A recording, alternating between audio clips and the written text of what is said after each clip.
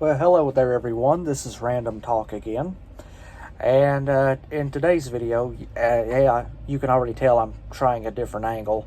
That's just because I've got my fan going. It's pretty hot in here.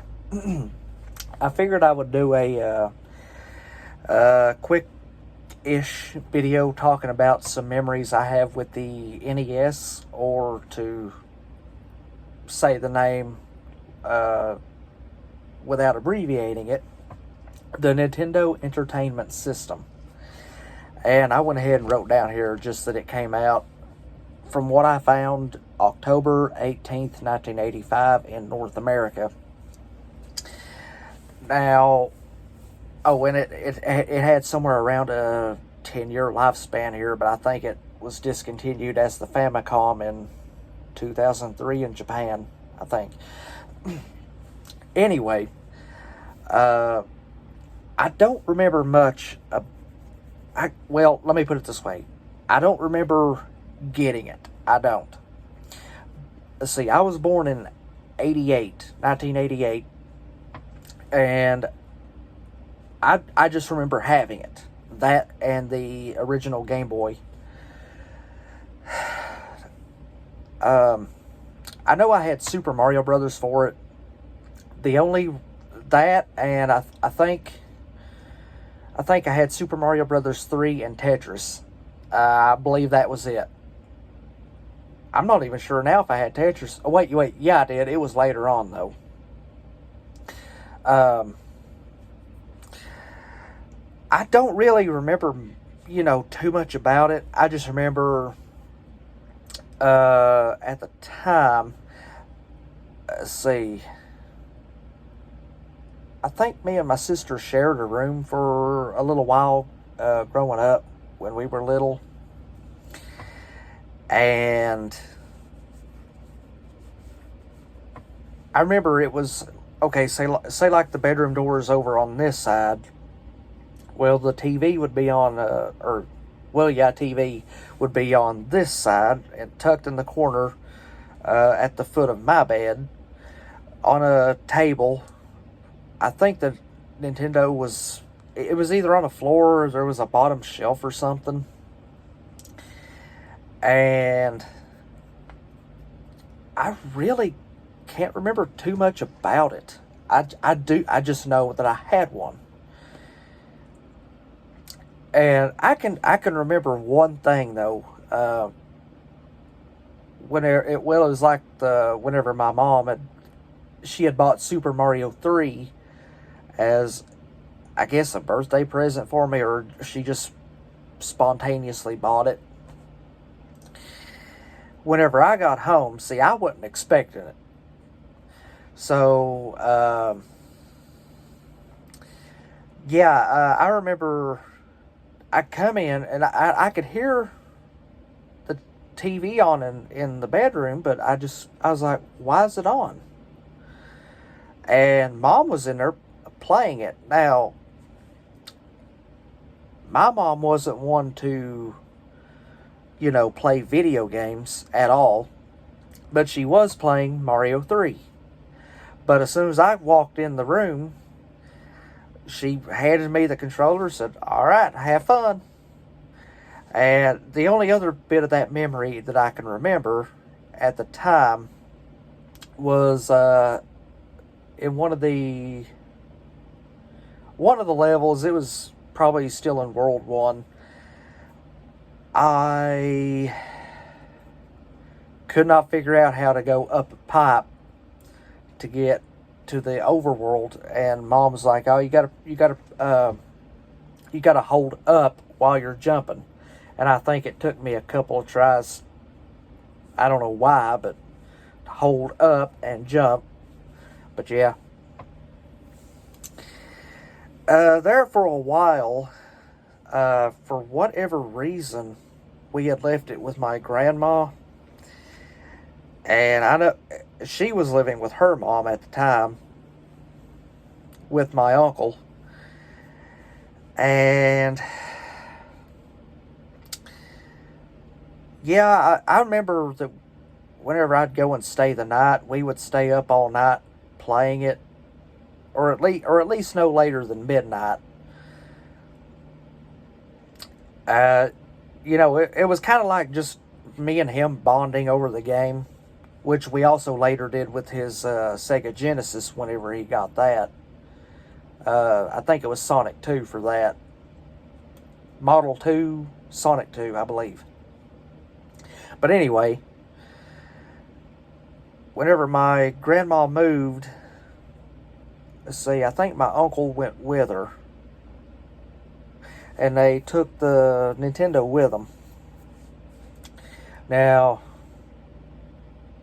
by this point, I think it was the front loader. I just had thought to mention that front loader, not the top loader. It was the front loader. And yeah, I think it was getting worn out. For those who don't know, when you put the cartridge in, you had to push it down. I think it was that way the pins in the console could touch the top and bottom pins in the cartridge. So like when you put it in, I think it was touching top. I think they flexed or something. I could be totally wrong. I don't know. But somehow or another, when you put it in, you're supposed to push it down, and that's supposed to make connection with the top and bottom pins to allow the console to read the game. Though they've got some, it's something for the win. It's for the Nintendo, the front loading model now, where the cartridge just goes in. You don't have to press it down. It just goes in and it works. But yeah, I think that was wearing out or something. But anyway, now again, I don't know. I don't remember getting this. I just remember at one point there was a transition phase from the front loader to the top loader. I had a top loader. I don't think it was the rare one that had the what was it? The AV out on the back. Not the what they call it, multi AV, multi out, whatever. This was the if you think back to the very first shipped out model of the PlayStation that had your audio video out, where it could be male to male connector all on one cord instead of like male here or female here. I don't think it was that. I think this is one that it just had the one cable you hooked in. There you go. I do remember having that one. I can't remember what happened to it really. I just remember that it quit working. I think they just didn't want me to pull it out and play it. I don't really remember, too much more about it. But I do know that some time ago, let's see, this is 2022, I bought a front-loading NES off a guy I worked from at the time. And I've still got it. It's sitting in there. I don't know whatever happened to the top half of the shell. I'm sure it's around here somewhere. But I eventually did what's called the and I may be getting the name completely wrong here, the lockout thing where you snip pin 4 on the lockout chip. For those of you who don't know, doing that, okay, with all the pins in the chip, if there's a bad connection in the system, or there's just not a cartridge in there, it's designed to constantly reset, like an automatic reset, every 1 or 2 seconds, and you'll notice it by the indicator light, by the power button blinking. Snipping pin 4 completely bypasses that. Oh, I get what it's for. It's so that way if you have an illegal ROM or one that the Nintendo will. Okay, if the ROM is an illegitimate ROM, it can work on the Nintendo, but the lockout chip will just constantly reset because it's not. There's some type of check there somehow. Disabling the lockout chip from pin 4, I think it's pin 4, basically bypasses all of that. So even your illegitimate, illegal ROM or cartridge, I should say, will work. It bypasses all the security checks, and you can play your games. But that I did that. I don't know, 4 years ago, I guess.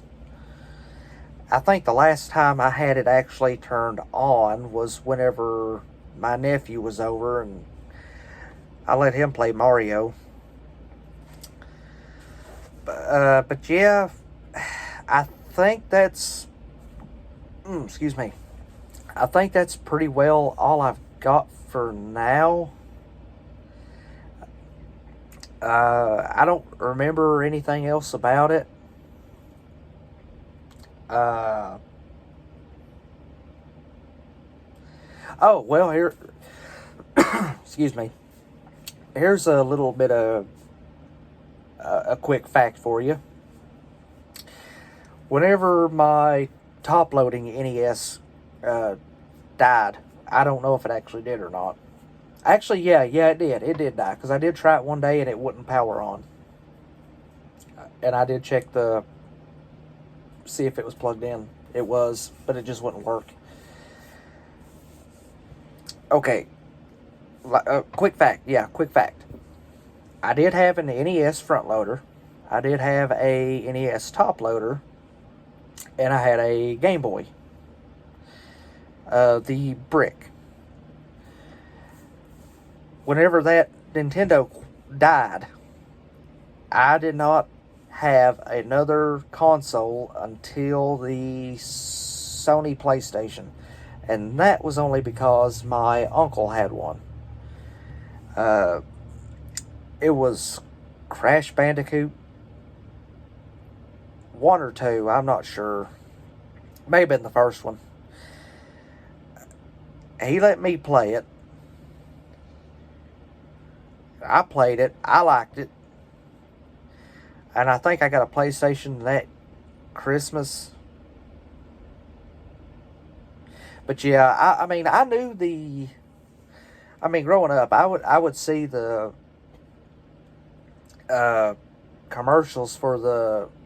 Well, I don't remember seeing commercials for the Super Nintendo.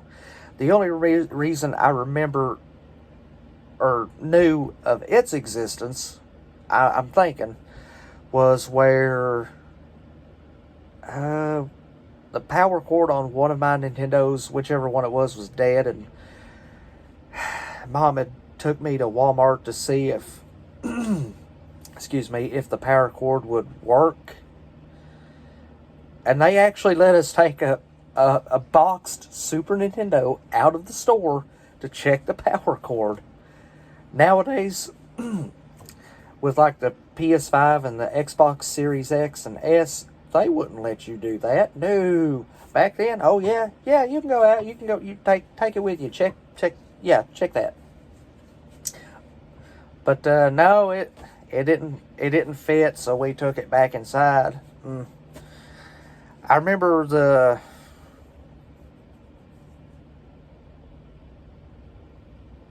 commercials for the N64.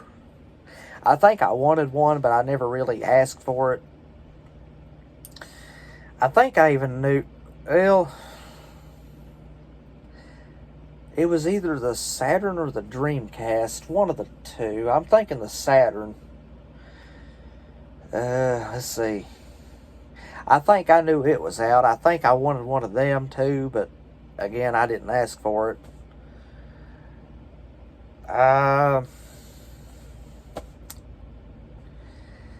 But yeah, I think that's pretty well all I've got on the Nintendo.